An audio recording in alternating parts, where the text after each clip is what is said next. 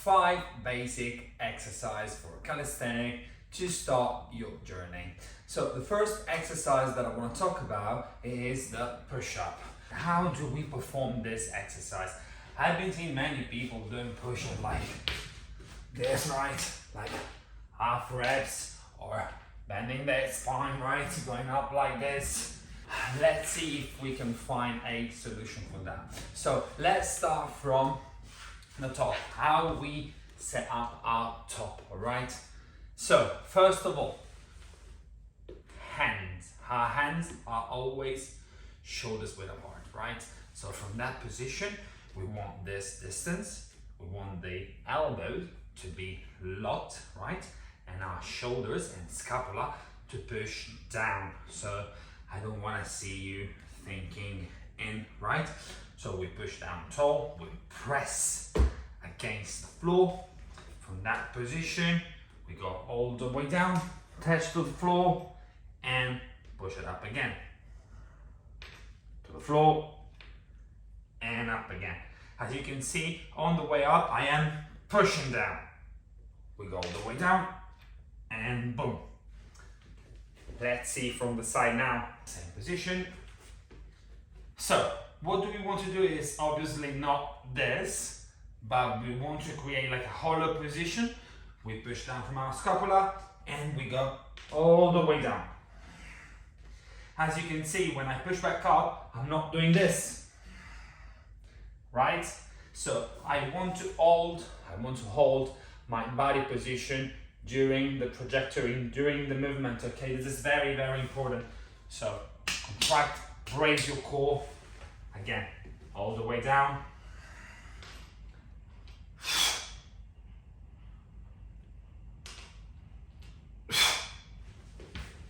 Good. But Diego, I can even do a push-up. What can I do? So I usually suggest to go on your knees. So when you go on your knees, it's basically the same principle. We need to have a straight body line starting from our head until our knees, right? So from that position, I don't want to see you doing this, right? But straight line from my knees to my neck, and again, pushing down from my shoulders, all the way down, and pushing it back up. Breathe in.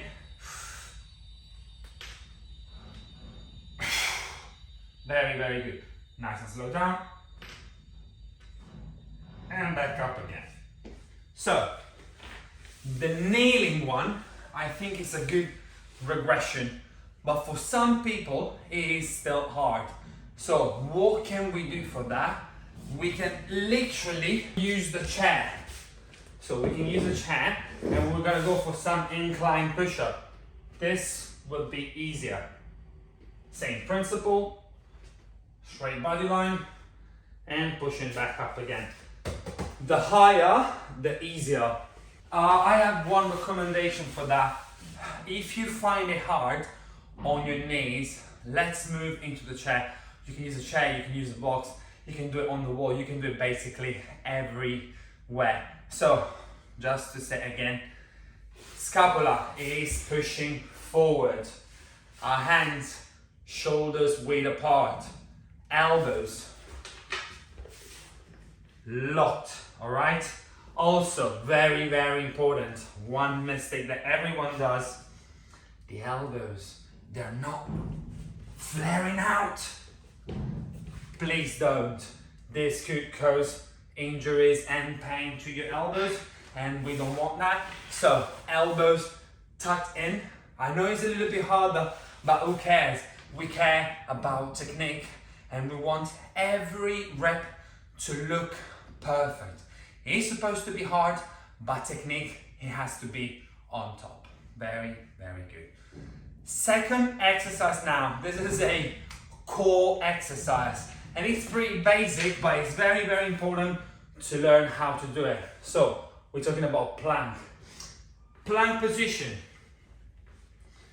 Your hands, shoulders width apart, elbows locked, shoulders pushing down. That's it. Hollow position. I don't want to see you going like that. This is not a plank. We want the whole body to work together to hold this position. So there's an exercise in calisthenics that is called planche lean, and we're gonna see that exercise straight after this one. But let's talk about the plank now. What do I want is shoulders, elbows, and wrists on the same line, all right? Shoulders width apart for your hands. We push down strongly, core, hollow position, like that. Hollow position, pushing down, and that's it. Straight legs, we're pushing down strongly against the floor, and we hold the position. I know it is hard to think about all of this body parts working together, but this is basically the goal of the plank. It's not just about your abs or your lower back. It is a full body exercise where your body works together to hold a specific position. Third exercise, planche lean. So what do we do here? This is very calisthenic, and this will lead you then into a more specific and more like cool exercises like tuck plunge, advanced tuck plunge. So we need here to learn, or this exercise will teach us, and we will learn from this exercise how to lean forward. So before, on the plank, I told you to keep your shoulders, elbows, and wrists on the same line. On the planche lean, what we want to do is to let our shoulder to move slightly forward, all right? So you will feel your front delt work a lot, like literally a lot in this position. And now I'll show you.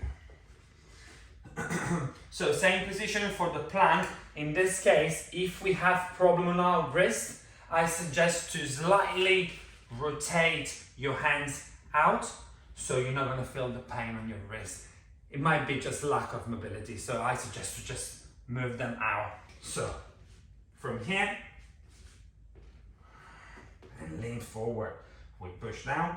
As you can see now, my shoulders are slightly forward, right? I am pushing down. I'm holding a good hollow position. I'm breathing and I'm pushing down. If this is a planche, this is a plank. Can you spot the difference? Here I have my shoulders, elbows, and wrists on the same line, and here I am leaning forward. This exercise is very good if you then want to learn, as I told you, like the tuck plunge. If you don't know, the tuck plunge is this exercise here. It is a very cool exercise, and it is the base for you then to grow into some more advanced exercise like advanced tuck plunge or straddle or full plunge, and many other. It's also very good for you because your front delt will work a lot if you want to learn how to do handstand, push-up, and many other exercises. So the fourth exercise is a core exercise, an abs exercise, and this can be very hard to do, but I'll show you some regression, and it is the core compression. It's a core compression exercise.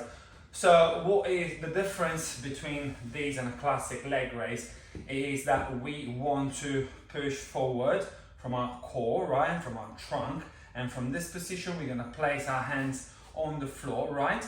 Do not forget that the farther you go, the harder it will be for you to raise your leg, right? So the idea is to push forward, place your hands on the floor, and from here, without moving back, right, we want to raise our legs, something like that. So the goal is to not touch the floor, right? So if this is too hard, we can place our hands slightly back, and from here it's gonna be slightly easier, all right? Please try not to go back, do not rock back, all right? Try to stay here, squeeze a bit on your core, try to squeeze your core, try to stay and to hold the position, and from here, we just slightly raise our legs, all right? You will experience a very bad pain in your abs, but it is very effective. A lot of gymnasts and calisthenic people do this exercise. It's going to be super helpful then if you want to learn how to press to handstand, because it will teach you how to compress your body. Sometimes we just think about core and we think about abs, but it is not really like this. Core is more than abs or the six pack. So when it comes to calisthenic, the idea, or also gymnastic, the idea is to work the whole body and to let us do that specific movement. The last exercise is or are the Pike push-up. So what do we want to do? We want to go into a Pike position, all right, where our feet are coming forward, right? And from that position, I want my shoulder, elbows and wrist to be on the same line. So in this case, when I go down, I don't want my elbows to move back, right?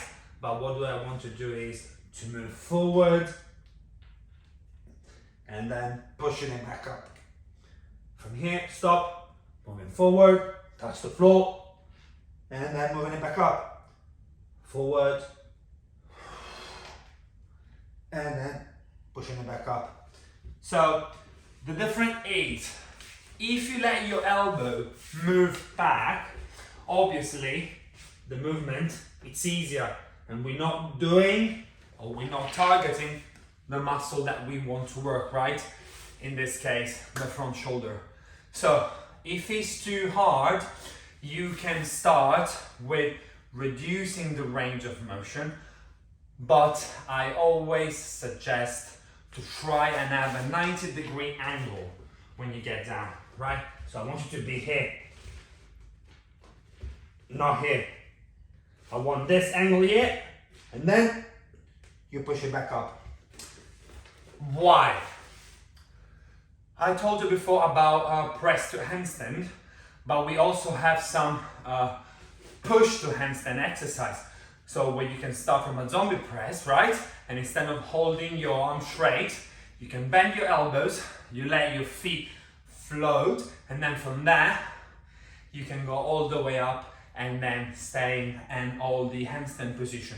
So this exercise here is key for you if you want to learn this movement on the floor, on the parallels, or anywhere else. So these are the 5 exercises that I think you must try to do and learn as a basic calisthenic or beginner. And this will give you a solid base to start your journey, and also not only in terms of strength you'll grow, but also you will see some progress even aesthetically. If you like the video, please leave a like and don't forget to follow, don't forget to subscribe to my channel. Have a lovely day. Bye guys.